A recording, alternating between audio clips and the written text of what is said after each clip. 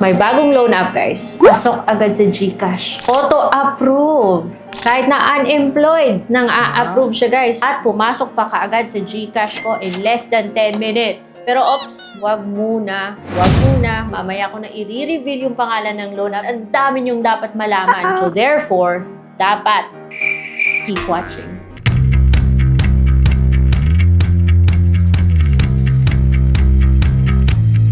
Hello everyone! Welcome back to my channel. It's your tita, Ate Ren. At dito guys, nagbibigay ako ng tamang expectations. Lahat ng dapat nyong malaman about a loan app, sinasabi ko talaga guys. Kasi ayoko ng clickbait. Ayokong pinapaasa ko kayo sa maling akala. Masyado ako talagang napipon. Expectations don't meet reality with this loan app. Nasabi ko talaga, ba't ko naman ginawa yun?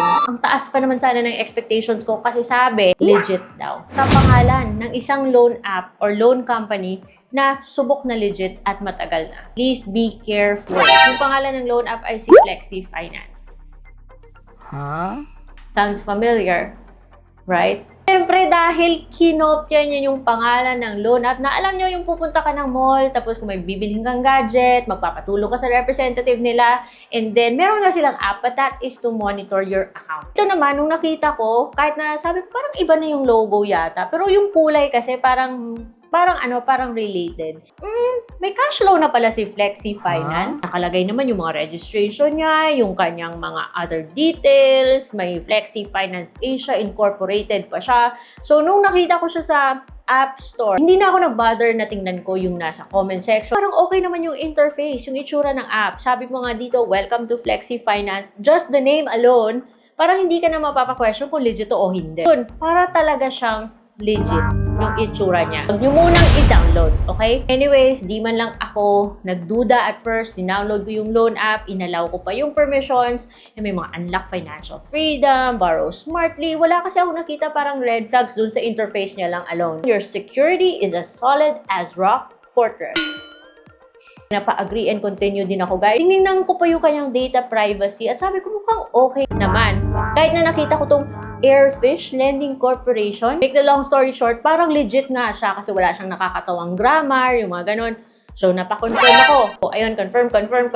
Nilagay ko pa yung phone number ko. Parang nagbe-build up na yung mga negative feelings ko dito. Tapos kung maglagay ng OTP, sabi niya mag-create daw ako ng password. Buti na lang yung kinreate kong password is something that I don't use with my other loan apps. That easy? Ganun lang kadali yung password. Anyways, continue pa rin ako guys. At parang legit talaga yung interface niya. And sabi pa niya, minimum of 8,000 and maximum of 300,000 daw. Parang too good to be true na siya. At nung nakita ko yung interest niya, parang sabi ko, parang nakita ko na to Pero nagpatuloy pa rin ako kasi sabi kasi ng isang nilalang, legit daw siya. Anyways, napaklik ako ng apply now. Yung mga IDs na tinatanggap ng loan app na to, yung mga may asterisk, yun yung priority nilang tinatanggap. UMID, passport, SSS, PRC. Yung driver's license, voter's ID, postal ID, TIN, pag-ibig, tsaka PhilHealth are just, you know, yung hindi, walang hot. Nagbe-build up na kasi yung parang duda, yung parang kaba. Ay ko nga ibigay yung SSS ko. Kasi dun sa SSS ko, hindi pa yun na-update Although nakapag-change na ako ng information ko sa SSS, pero dun sa ID ko, maiden name pa rin siya. Siyempre, humingi rin siya ng permission na ma-access yung camera. And then, pagkatapos ng picture ng ID, ayun, nag-selfie. Mukha talaga siyang okay. Maayos yung paggagawa ng kanyang interface.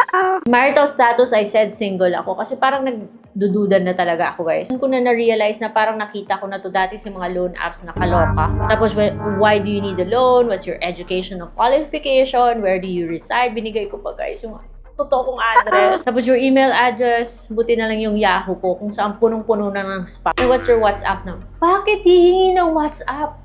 May number ko na nga siya, ba't hihingi pa siya ng WhatsApp? Nakakaduda kasi yung mga loan apps na humihingi ng Viber, WhatsApp, may phone number ka naman sa kanila di ba? Buti na lang at hindi siya naghingi ng Facebook. So, napaklik ako ng next step, work info na or income info na. Pero sinabi ko, unemployed. Mga best, and how long have you been unemployed? May ganun. 3 po yung reference na hihingin niya. Pinanlagay ko dito yung mga number ng anak ko, tsaka ng pinsan ko. Good luck sa kanila. And then, yung pay information ko, guys. Nilagay ko yung GCash ko. Other choices ka naman kasi pwede mong ilagay yung BCPay, yung Coins, yung GrabPay, yung GCash Pay, Maya, Palawan Pay. Pwede mo yung ilagay.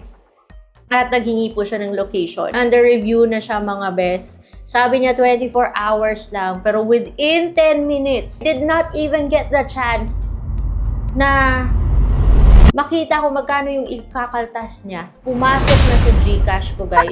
Pumasok sa GCash ko 680. Yung loan amount ko is 1,000. And payable siya. I only have 8 days to pay this loan. Sana kung nakita ko kung magkano yung ikakaltas niya, hindi ko na sana tinuloy. Sinamit niya na eh. Wala nang urungan dito. Kaya nainis ako, guys. Para siyang scam. Kasi kung legit siyang loan app, dapat bibigyan kanya ng pagkakataon na pag-isipan mo kung talagang ititake mo to o hindi. Si Home Credit na lintik yung interest is binibigyan ka pa ng chance na magbago yung isip mo. Eh, ito wala eh. Ang laki pala ng kinaltas, mga best. 32% kinaltas. Naniwala din ako dun sa... Meron siyang option to delete the account, pero ewan ko kung dinelete niya. Huli na. Nung natanggap ko na yung loan, dun ko pa naisipan na i-check yung mga comments sa Google Play Store. At dun nasabi ko talaga, ba't ko naman ginawa yun? Naniwala rin ako just because sinasabi niyang Flexi Finance. Pumunta ako dun sa Facebook ni Flexi Finance at nakita ko hindi naman pala nagbago yung logo ni Flexi Finance, guys. At si Flexi Finance pa mismo yung nagsabi that they are not associated with this loan app. Kaya guys, huwag niyong tularan yung ginawa ko. Bago kayo mag-download ng isang loan app, huwag niyo siyang ida-download hanggat sa wala kayong nahanap na review na nagsasabi kung magkano yung matatanggap at magkano yung ikakaltas. Ayaw natin sa mga loan app na nang bibigla. It's so disappointing, guys. Naniwala talaga ako. Akala ko talaga legit dahil nakita ko yung thumbnail. So ayoko, guys, mangyari sa inyo yung nangyari sa akin. So please be very, very careful before kayo mag-download ng loan app. Kahit hindi nyo pa nakita yung video ko, guys, please just read yung comment section mismo doon sa Google Play or sa App Store. Kasi doon masisense nyo if there is something fishy about a particular loan app. So guys, please mag-ingat kayo. Huwag sana mangyari sa inyo yung nangyari sa akin. Ngayon, sakit sa ulo ko, guys. Kung parang kinabahan ako kasi, dinilit ko nga yung app. Gusto ko sanang bayaran, ibalik yung pera. Pero wala pang details ng payment. So good luck to me after. Good luck sa akin. Tingnan natin kung anong mangyayari in 7 days. Thank you for watching. Please be careful. See you again on my next vlog.